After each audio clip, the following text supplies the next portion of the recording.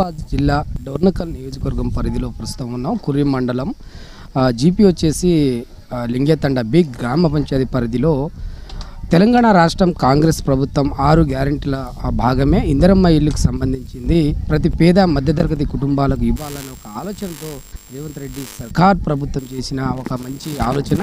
అయితే పేద మధ్యతరగతి కుటుంబానికి సంబంధించిన లబ్ధిదారుని యొక్క ఇంటి వద్ద మనం మారుతి కిషన్ నాయక్ ఇంటి దగ్గర మనం ఉన్నాం. మనతో పాటు పంచాయతీ సెక్రటరీ గారు మనతో ఉన్నారు. సార్ నమస్తే సార్, నా పేరు సీతారాం సార్, T9 కరెస్పాండెంట్ని.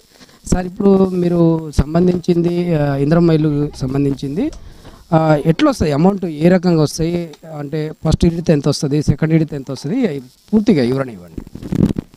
ఓకే అండి, నా పేరు సతీష్, నేను లింగేతండ పంచాయతీ సెక్రటరీని.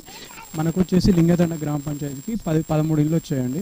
13 ఇళ్ళలో ఈరోజు మీది 4th 1 ముగ్గు వేయడం.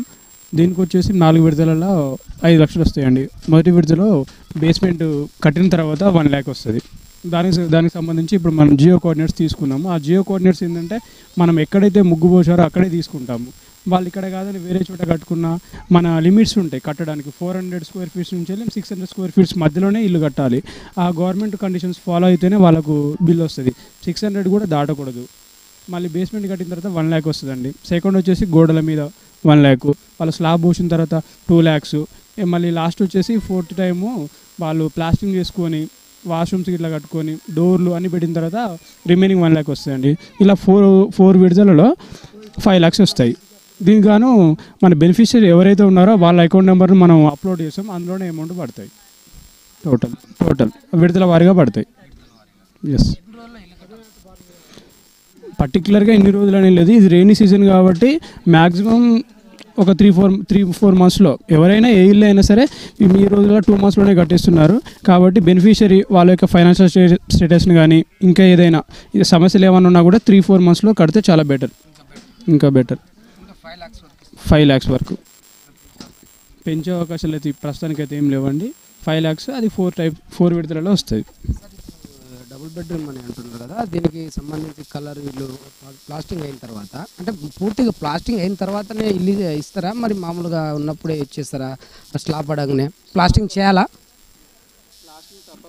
చేయాల్సిందే, తప్పకుండా చేయాలి. ప్లాస్టింగ్ చేసిన తర్వాత ప్లాస్టింగ్ ప్లస్ ఆ ఇంటికి కిటికీలు, దర్వాజాలు, డోర్లు అన్నీ పెట్టిన తర్వాత రిమైనింగ్ 1 lakh పడుతుంది.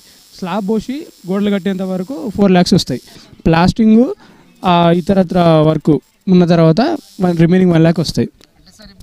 ఇందిరమ్మ ఇల్లు సంబంధించింది ప్లాస్టింగ్ అయిపోయిన తర్వాత సంబంధించిన కలర్ ఇస్తారా? మన కాంగ్రెస్ కలర్ వస్తుందా దానికి? ఎట్లా?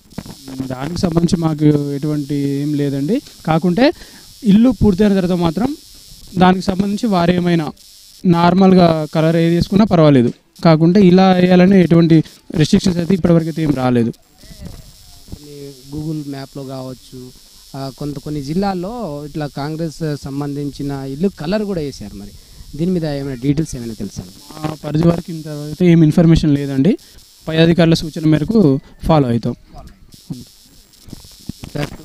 6 గ్యారెంటీల కాంగ్రెస్ పార్టీ 6 గ్యారెంటీ తీసుకున్న దాంట్లో అయితే రేవంత్ సర్కార్ అయితే మరి నిరుపేద కుటుంబానికి సంబంధించిన వాళ్ళకు ఫస్ట్ విడతలు చూశారు.